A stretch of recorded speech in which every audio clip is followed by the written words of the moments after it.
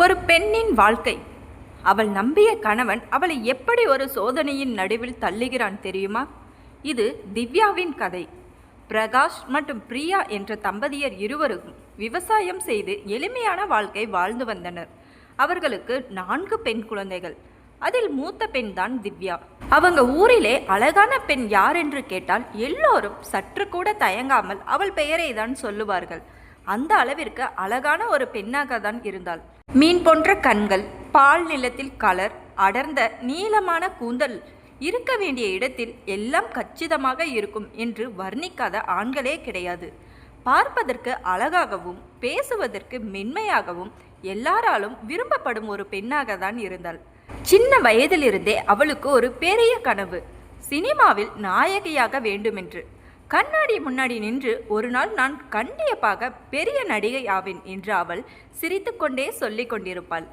ஆனால் அவளது பெற்றோர் அது நல்ல துறை இல்லை, படிப்பில் கவனம் செலுத்து என்று அவளிடம் சொல்லி புரிய வைத்தனர். திவ்யா மனதுக்குள் கனவை வைத்துக்கொண்டே வெளியில் படிப்பில் கவனம் செலுத்த ஆரம்பித்தாள். இப்படியே நாட்கள் நகர கல்லூரி சென்றபோது பல ஆண்கள் பின்னாடி அலைந்தனர். அப்போதுதான் தினேஷ் என்ற ஒருவரை சந்தித்தாள். வயதில் பெரியவர், ஆனால் பேசுவதில் நெருக்கம், கவனிப்பு, இவை எல்லாம் திவ்யாவை அவன் பக்கம் இழுத்தது. நாளடைவில் நட்பு காதலாக மாறியது. நான் உன்னை நன்றாக பார்த்து கொள்வேன் என்று அவன் வார்த்தைகள் அவளுக்கு நம்பிக்கையை கொடுத்தது. காலேஜ் போவது குறைந்தது, அவனை சந்திப்பது அதிகமானது. ஒரு நாள் இந்த விஷயம் வீட்டில் தெரிந்தது. அவளை திட்டினார்கள், அடித்தார்கள், படிப்பையும் நிறுத்திவிட்டார்கள். ஆனால் திவ்யாவின் மனசு தினேஷ் மீதே இருந்தது. இறுதியில் அவள் ஒரு பெரிய முடிவு எடுத்தாள். வீட்டை விட்டு தினேஷுடன் ஓடிச் சென்று திருமணம் செய்து கொண்டாள். புதிய வாழ்க்கை, சிறிய வீடு, ஆனால் வீடு முழுக்க நிறைய சந்தோஷம். தினேஷ் அவளை மிகவும் அழகாக கவனித்து கொண்டான். அவளுக்கு எந்த குறையும் வராமல் பார்த்து கொண்டான். சில நாட்களில் திவ்யா கர்ப்பமானாள். ஒரு அழகான பெண் குழந்தையும் பிறந்தது. இப்போதான் என் வாழ்க்கை முழுமையடைந்தது என்று திவ்யா சந்தோஷமாக நினைத்தாள். தினேஷும் சொந்த வீடு கட்டினார். அவர்களின் வாழ்க்கை மெதுவாக செட்டில் ஆகி வந்தது. ஆனால் ஒரு நாள் தினேஷ் வேலை முடித்து வீடு திரும்பும் வழியில் ஒரு விபத்து. அவரது நிலை மிகவும் கவலைக்கிடமானது. 3 மாதம் போராடியும் முடிவில் அவர் உயிரிழந்தார். அந்த ஒரு செய்தி திவ்யாவின் உலகத்தையே உடைத்தது. பெற்றோர் அவளை வீட்டிற்கு அழைத்து சென்றனர். சில நாட்களில் அவர்கள் பெற்றோர்கள், இன்னும் உனக்கு பெண் பிள்ளைகள் இருக்கு, அவங்களுக்கும் திருமணம் முடிக்க வேண்டும், உனக்கு இன்னும் வாழ்க்கை இருக்கிறது என்று கூறி 2வது திருமணத்தை முன்மொழிந்தனர். முதலில் மறுத்த திவ்யா பின்னர் குழந்தைக்காக ஒப்புக்கொண்டாள். தீனா என்ற ஒருவர் பொருளாதாரத்தில் வலிமையானவர், ஏற்கனவே திருமணமாகி விவாகரத்து ஆனவர். அவர் உன் குழந்தையையும் என் குழந்தை போல பார்த்து கொள்வேன் என்று கூறினார். இவளும் நம்பி திருமணம் நடந்தது. ஆனால் காலம் நகர்ந்தது. திவ்யாவின் வாழ்க்கை மெதுவாக மாற்றமடைந்தது. திருமணத்திற்கு பிறகு தீனாவின் நடத்தை மாற ஆரம்பித்தது. அவள் விருப்பத்திற்கு வினோதமான சில முடிவுகளை அவன் மேல் திணிக்க ஆரம்பித்தான். ஒரு நாள் அவளை ஒரு நிகழ்ச்சிக்கு அழைத்து சென்றான். அதற்கு பிறகு நடந்த அந்த நாள் அவளுக்கு மிகவும் மன அழுத்தத்தை அனுபவமாக மாற்றியது. ஆனால் அந்த நாளுக்கு பிறகு அவள் வாழ்க்கை முழுவதும் மாறியது.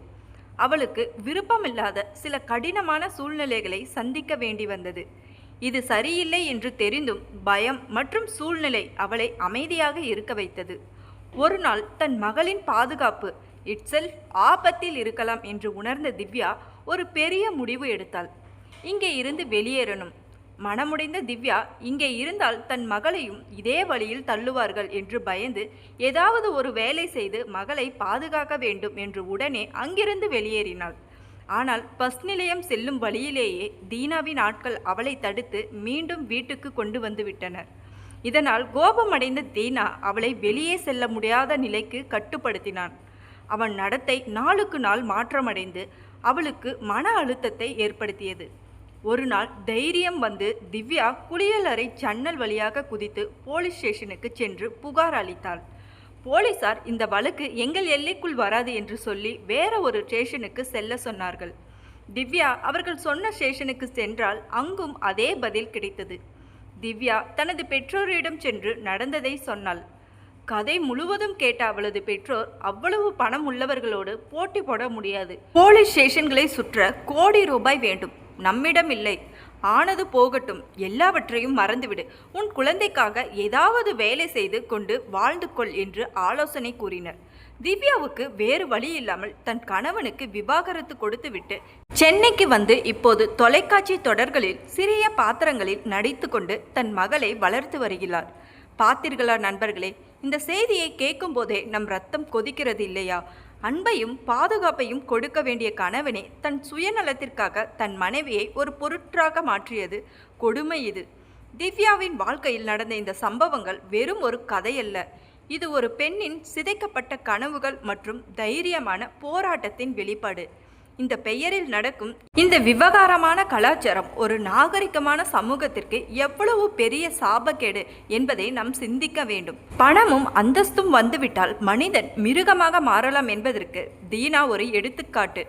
திவ்யாவின் பெற்றோர் கை கொடுக்க மறுத்த போதும், காவல்துறை அலக்களித்த போதும் அவர் துவண்டு விடவில்லை.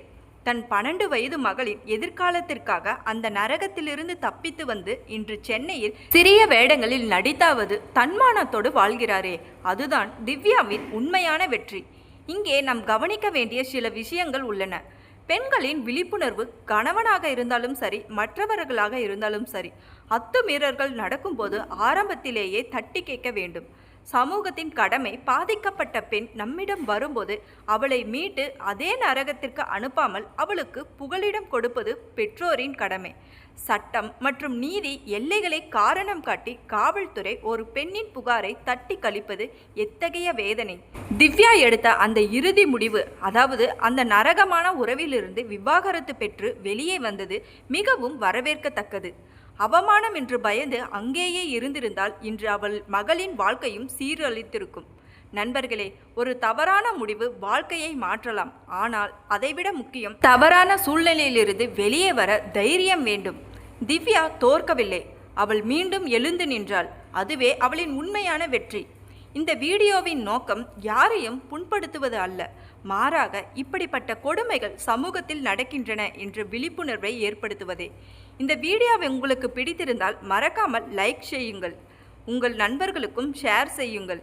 அவர்களும் விழிப்புணர்வாக இருக்கட்டும். மேலும் இது போன்ற பல உண்மை சம்பவங்கள் மற்றும் விழிப்புணர்வு கதைகளை தெரிந்து கொள்ள என்னோட சேனலை சப்ஸ்கிரைப் செய்து பக்கத்தில் இருக்கும் பெல் பட்டனையும் ஆன் பண்ணுங்க. அப்போதுதான் நான் போடுற எல்லா வீடியோவும் உங்களை வந்து சேரும்.